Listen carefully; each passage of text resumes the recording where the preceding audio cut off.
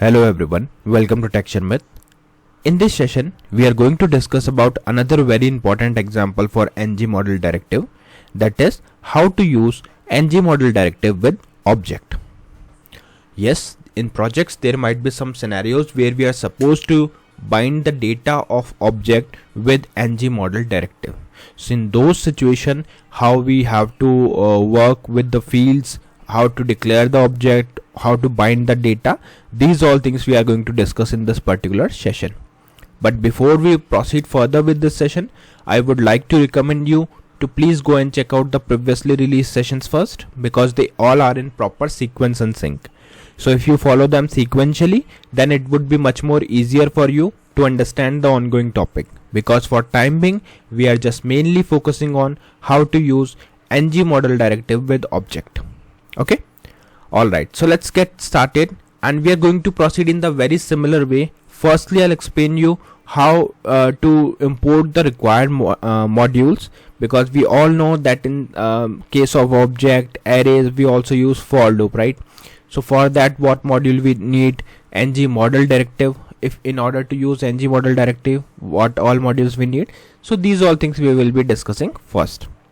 Once module declaration is completed, then we will create our own object with 2 or 3 fields as per the requirement, and then later on one by one we will write the code from scratch and try to understand how we can bind the object value with the ngModel directive, and at the end we will verify the output. So yeah, I think now we are good to start. So let's go to app.component.ts file. Here in this file you can see we have one import section. So in import section you just need to write here, for now we will write here common module. Why we are using this? This is just for the ng for directive. So in case if you need ng for directive, then in that case you have to import this thing. Once you write it here, it will automatically add this common module in the top. That means it is added. Now next is forms module. Here we will write forms module. So it is also added. So once these two things is added, now it's time to declare our own object. Now to declare the object, you will go to this export class, just expand this area, and here we will define one object with the name user. You can decide any name, but for now I'm just storing two information of user. One is name and another one is email. So let's use the curly braces here. Firstly we will store name colon, and then we will write here blank. Let's save it as blank. Then comma. After a comma we will write here email, then colon, and then single quotes. Okay, so this is how we will store the required thing, and at the end, after this curly bracket, we will use semicolon to terminate the object. So object is created which can hold up to which can hold two string values, that is name and email. Perfect. Now next what we will do, we will simply go to app.component.html file.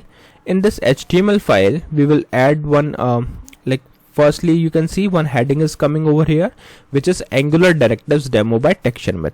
Now after this heading, what we will do, we will add another heading. In this heading we will write ngModel directive for object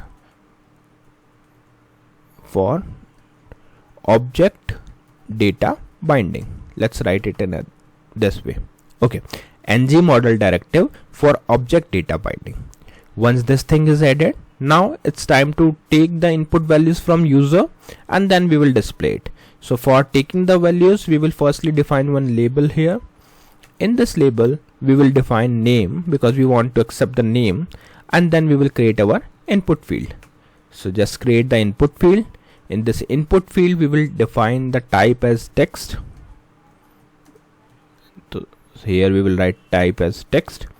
Then you have to bind this thing with the data. So to bind, you just need to write here square bracket inside this parenthesis, which is called banana in a box bracket, and then you will write here ngModel. Okay, now this thing we will bind with object name field. So here we will write user dot name. So this is qualified name. Okay, user object and field is name. and after that we will simply assign name to this field also, so that later on whenever we use it, we will use it with the name, although its name is also name, so it's fine.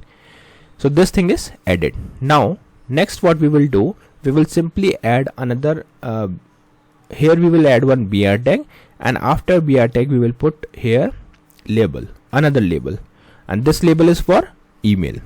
Now in case of email, we will similarly write here email colon, then we will write here input field. In input we will write type as email, then we will bind it with ngModel directive.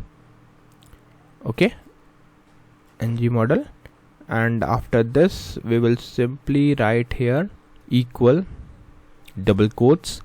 In this double quotes we will assign it with a user.email. Perfect. So this is binded with ngModel directive with email field. Now we will assign some name to this field. Let's assign it as a email itself. Always assign the name in a meaningful way, otherwise later on you will get some issues while deciding what field is for what. Okay, fine. Now here we will add one HR just for horizontal row, and after this HR, let's save it first and see the look and feel, and then accordingly we will display the value. So to run this application, you just need to write here ngserve -- open, enter. Okay, now after enter, it will take few seconds to check the code. If there is no issue, it will open the browser. If there is any issue, it will throw the error. But right now it is opening the browser, that means there is no issue. Perfect. So it looks good. Firstly heading is coming as Angular Directives demo by Sharmit. Then we have ngModel directive for object data binding, then 2 field and 1 HR for horizontal row. Maybe we can add this HR in the top also, so that we can see it a perfect order. Now it's look good. Okay, or maybe let's put one heading above to this H2, and here we can write user form just to show the proper heading. Now looks good. Perfect. Now after this, what we will do, after this HR, we will put another heading here H2 itself, where we will write preview user form data. Now it's good. So you can see, and let's add the other fields. So firstly we will print the name, which is typed in by a user or key in by user. So here I will write name, then curly braces 2 times, and in this curly braces we will write user.name. Perfect. Likewise we will add second paragraph. In second paragraph we will write email, then colon, and here we will write double parenthesis. Inside this we will write user.email. Perfect. Okay, so now everything looks good. So let's save it and refresh it. This is how it looks, and we can add one HR for horizontal row. If you want to keep everything in a div, that is also fine. You can create a div and then you can put there, but for now I just created directly, so that is also fine.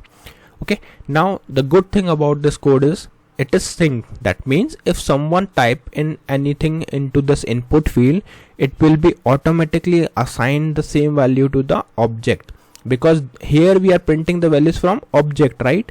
So let me show you. Here if I write Amit, you can see automatically it is updating the value of user.name as Amit, and from there we are getting this value. In case if you remove something, automatically it will remove it. Okay, so this is the advantage. Similarly for email, if I write here amit@test.com, so you can see it is coming here. Okay, so this is called one-way data binding, and two-way data binding, because let's say if you go to app.component.ts, here if I assign something, let's say test and test at test.com, so you will see one interesting thing, that here you are getting the same values. Why? Because this is two-way data binded. If you change something in the component object, it will be reflected to the UI fields. If you change something in the UI fields, it will be reflected to the component object. Clear? So yeah, that's all for today. I hope this session is clear to all of you, and in the next session we will discuss few more things. So thank you for watching Tech Sharmit.